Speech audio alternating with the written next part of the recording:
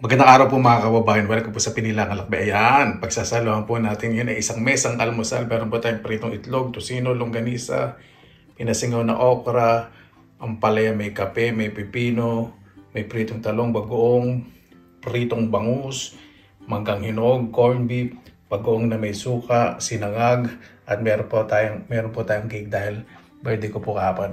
Di ka?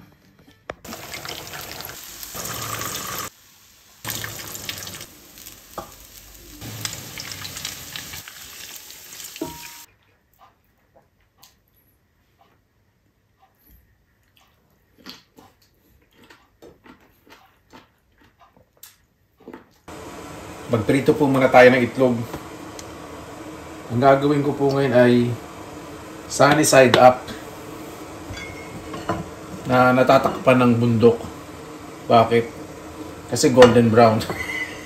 Ayoko po sa sunny side up po ng yung malasado. Gusto ko po talaga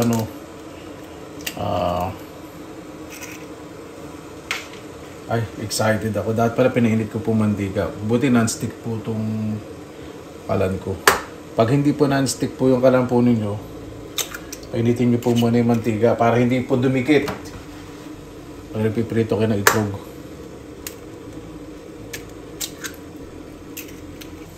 Nalagyan ko na po ng asin paminta. Takpan po ninyo para mabilis po maluto yung ibabaw. Kapag nakikita nyo na pong namumutla yung ibabaw, pwede nyo nang baligtarin. Ayan. Di ba? Ganda po na resulta. Sa iba gusto po yung ganito, di ba? Malasado. Pero ayoko po. Gusto ko po yung talagang Filipino style. Gusto ko po lutong-luto po. Yung may crispiness. Sa pinagprituhan po ng itlog, dito na po tayo mag-isa ng corned beef. Ganyan po nanay ko eh. Kung ano po yung mga unang pwede nyong pirituhin o gisa na hindi maamoy, yun po yung unang nanay ko. Para hindi nasasayang yung mantika. Kasi pag inuna nyo agad, isda, di ba? Tapos pirito yung corned beef ko. It doesn't make any sense at all. Ngayon na po natin mag-golden brown. Gusto ko po talaga sa corned beef, golden brown po yung bawang pagigisa para mas malasa. Iba po hindi po naglalagay ng bawang. Depende po sa inyo. Depende sa inyong kasiyahan sa pamumuhay sa pagluluto. Wala lang masabi lang ako. Kasi birthday ko kahapon eh. Meron pang meron pang muni-muni ng nakaraan. Ayan. Golden brown na po. Susunod po natin ay lagyan na po natin yung corned beef. Meron po ko ditong chunks. Hindi ko po nasasabihin ko anong brand. Dahil wala naman tayong natatalisan na mag-sponsor ngayon at hindi na naawa. Sabi ka, pakinig.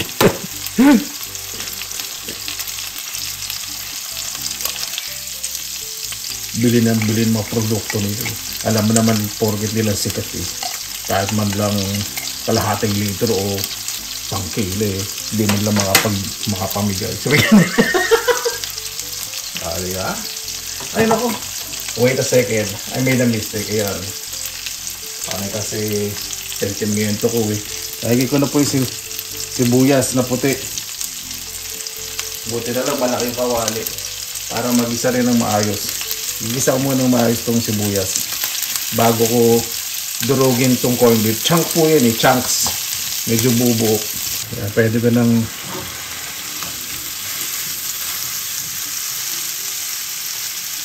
ganda itong na to, corned beef na to, parang liver spread.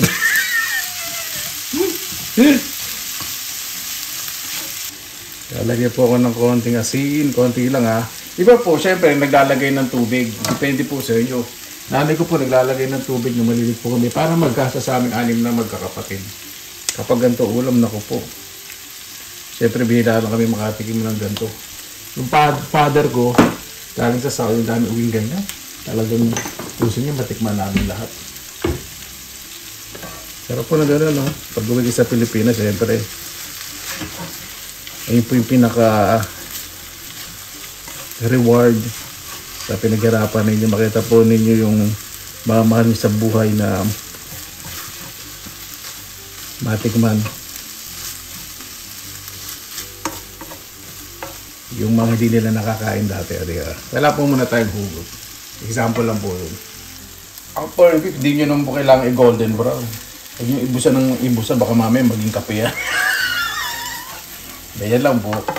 Kapag nalanta na po yung sibuyas na nakikita po ninyo, okay na po yan. Luto na po sa akin yan.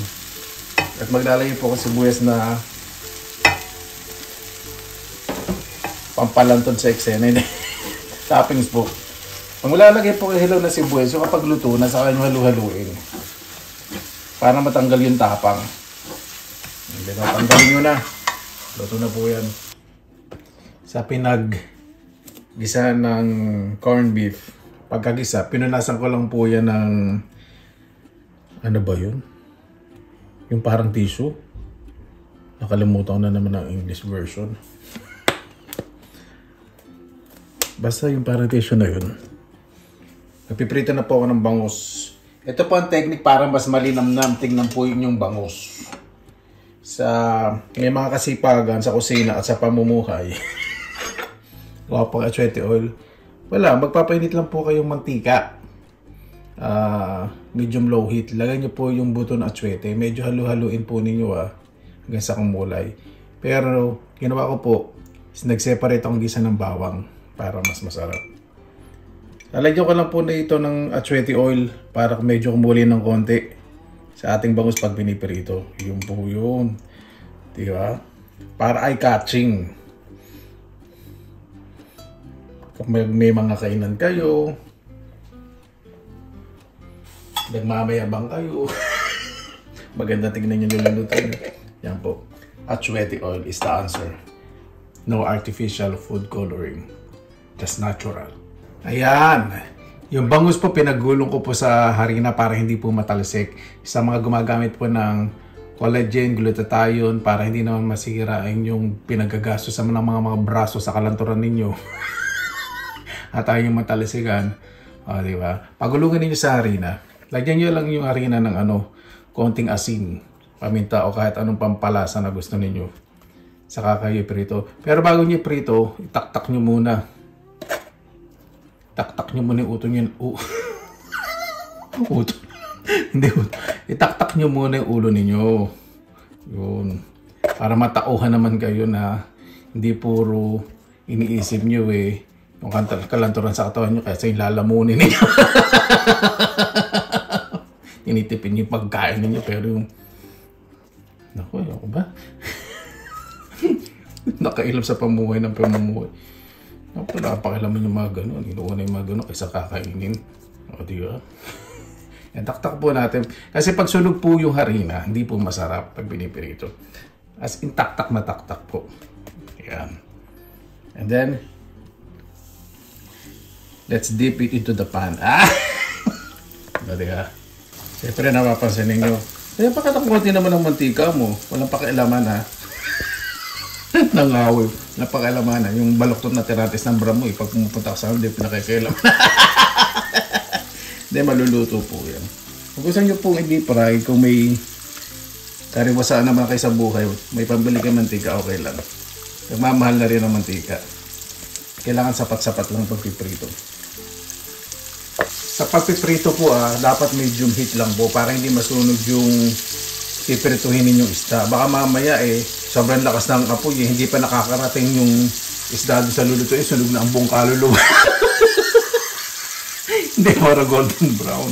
Ganun po, huwag kayong magmadali kasi pag hilaw yung loob at labas, sunog na may tok-tok na naman kayo sa ina nyo. Sa pagbaligtad ko, kung non-stick po ang inyong gamit na kawa, gamit po ang kahoy sa plastic. Itong gamit ko po, tong. Kaya ko naman kontrolin yung sarili ko. Pag sikretong sinabi sa akin, hindi ko chinichis, hindi katulad mo. Hindi sabihin, kaya ko naman kontrolin. Dahil sanay na po ako. Sanay na ako matalsikan ng mantika. Hindi, parang hindi po magasgasan. Pero itong regalo pa sa akin ng aking Finnish mother na mamahalin na kawali. Nakatumbos na isang salas at ang presyo. Diba? Talagang gano'n. Kung nagugutom na kayo at busit na kayo sa pakikinig sa bunganga ko, pwede nyo na i-fast forward, di ba? Ganun lang. Doon sa mga gustong panoorin, kapag himay-himay natin sa mga marites, diretso lang tayo.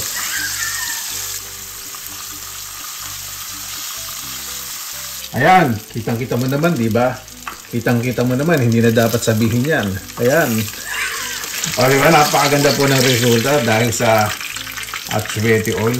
Gumanda ang itsura ng ating pritong bangus. Ganyan po ako magprito. May pasensya. Para mas masarap po ang dating. Gusto ko po talaga yung balat crispy. Para nakakain ko ng masarap.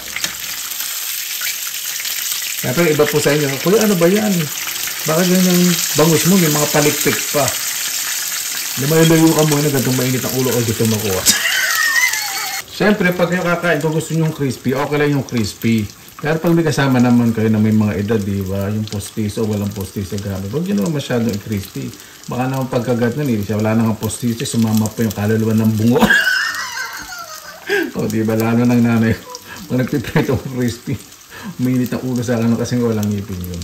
Kailangan concern. Di ba? Ayan po, di ba? Napakaganda po ng resulta ng ating pinirito. Yummy looking. At susunod ka na po ang talong. Pero may natitira po akong mga talong. Halimbawa, ayoko pong masira sa rep. Nilalagay ko po sa freezer. Gasan po ninyo at patuloyin po ninyong mabuti. Prito po tayong talong. Masarap po ito sa bagong alamang. Naku, tapos may suka. Sa pagpapabantu po o blanch, kailangan po magpakulo po muna kayo ng tubig bago po kayo maglagay ng mga gulay. Bakit? Kasi pag naglagay po kayo ng gulay at pakukuloan po ninyo, malalabog o lalabot ng sobra-sobra yung mga gulay na ibablanch o babantuan po ninyo. Para masarap, di ba? May firmness pa rin. Saka may konting lutong. Gusto ko po sa ampalaya may konting lutong. Masarap po yung sausaw sa bagoong na alamang na may konting suka. Sa ating sinangag, gagamit po ako ng Atsuete garlic oil. Ayan. Danamin natin ng bawang.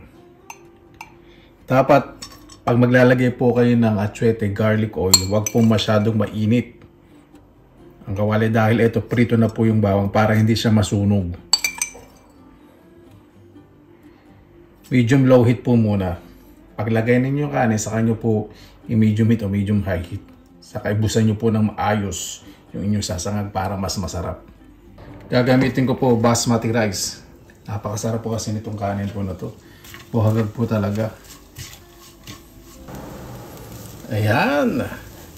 Ready na po ang ating sinangag, di ba? Napakaganda po ng resulta. Masyaming tignan. Ayan. Ready na po ang lahat. Kain na po tayo. Mabuhay yan!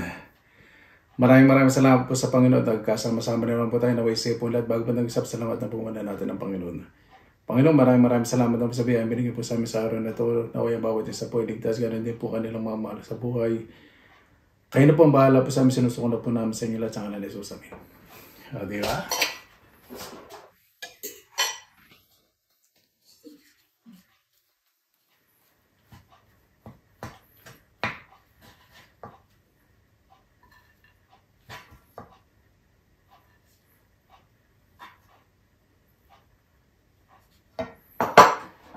Medyo tahimik po muna ako ngayon, ha? Dahil gutom na gutom po. Tabi muna natin itong cake natin. Tabi na natin itong... Tabi muna itong cake sa itong manggang hinog. Para makaporma ako ng matiwasay.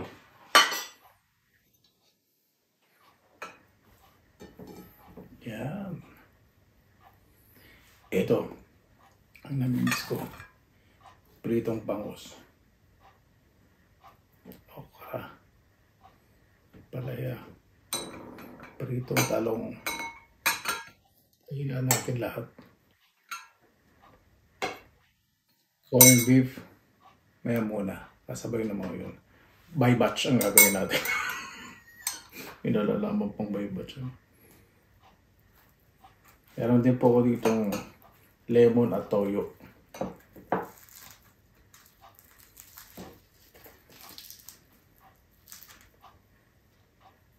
Para sa ating pritong bangus. Sarap po yan.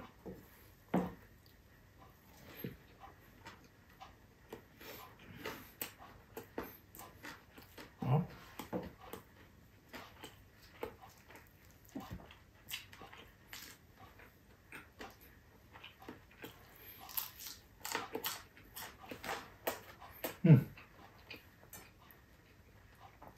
Look, may lang po. Kalimutan mo ang tissue.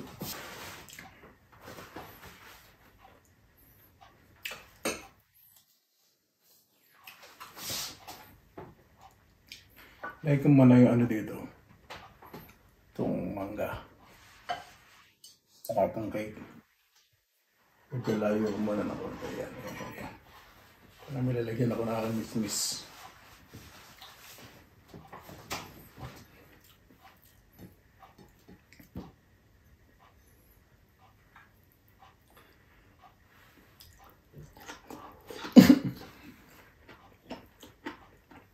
Alam niyo po yung suka pag kumano.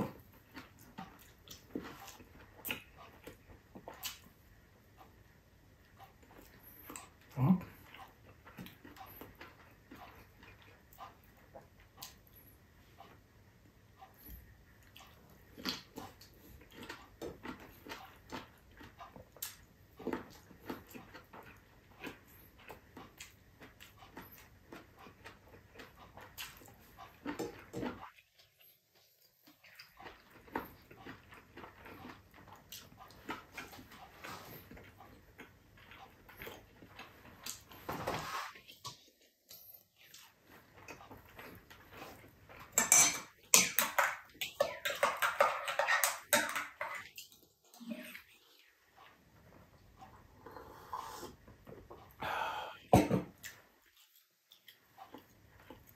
Itong talong, hindi overcook.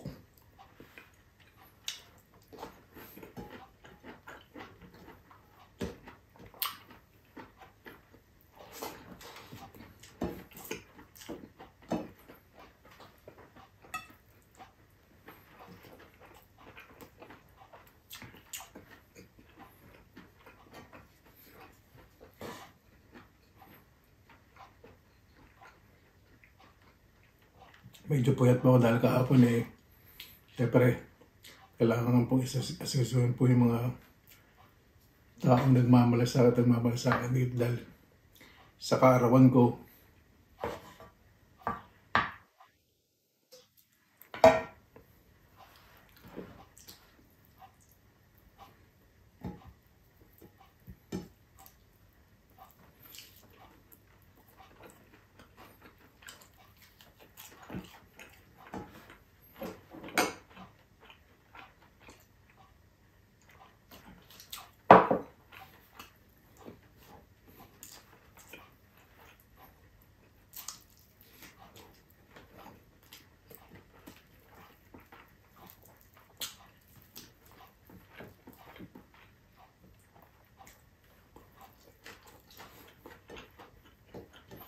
Sarap ng bangus, nakakamiss.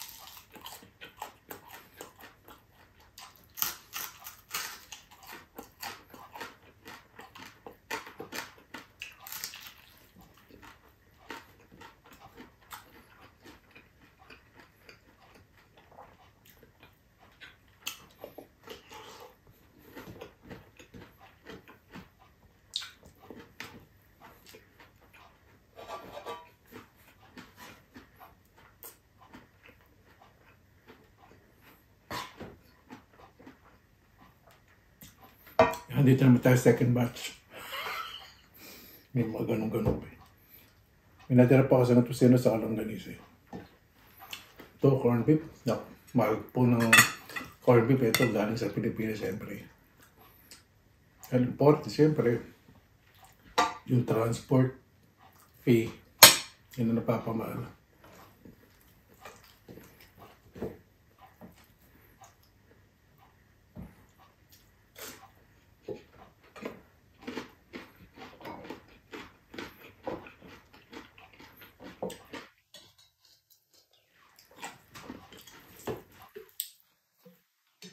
Tingnan natin. Sarap.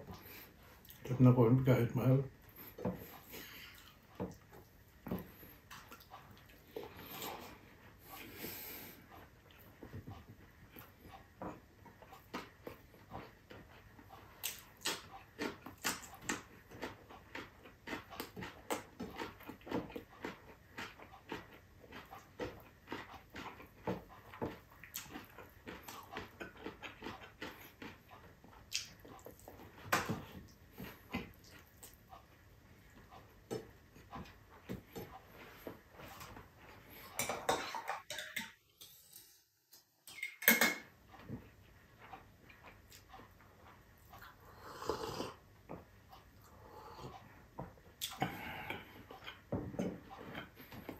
Hindi pa akong lemon juice.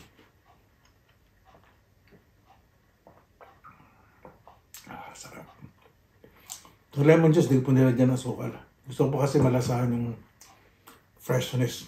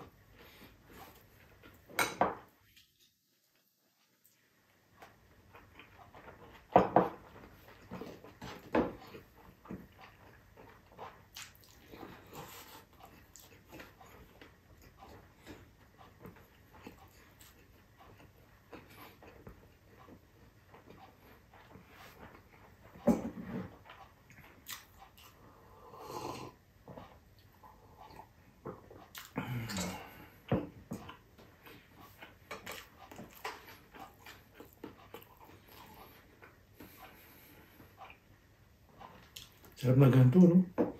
Lalo na pag medyo umuulan-ulan.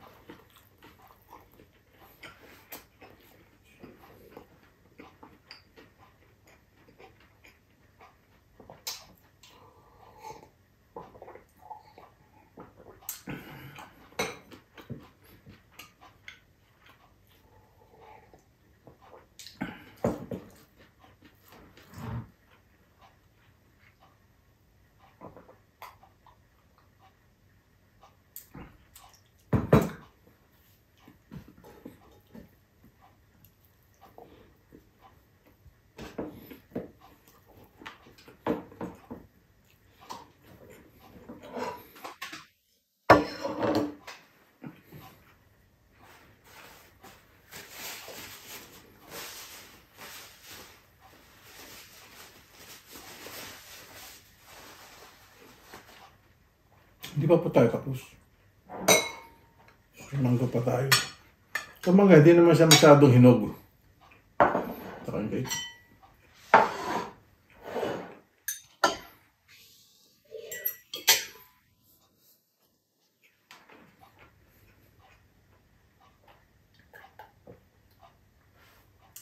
Hindi masyadong kahinugan itong mangga pero matamis.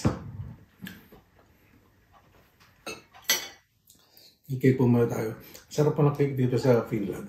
Ito po, strawberry shortcake, isa chocolate cake. Hindi po masyadong matis saka creamy. Hindi po nakakaumay.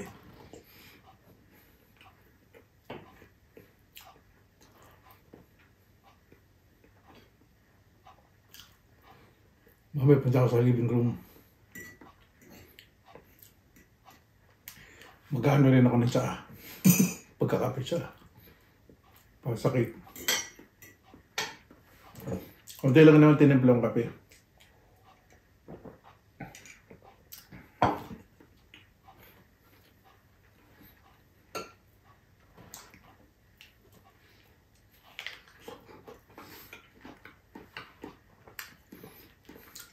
Talaga may mangga. Pampalis umay.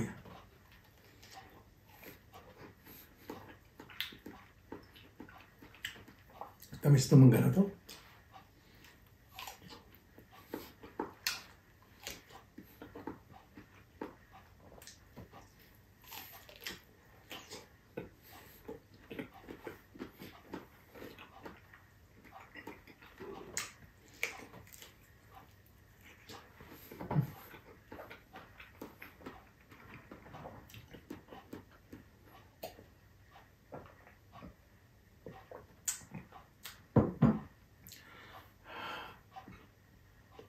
So, sa mga nagtatanong po, sa mga natitira, nalagay ko po sa rep at yung mga iba kaibigan pag nagpunta dito. Hindi naman nila siyempre kakain itong mga gulay sa bagong kainin po nila yung mga yan. Ito. Itong bangos, ako yan.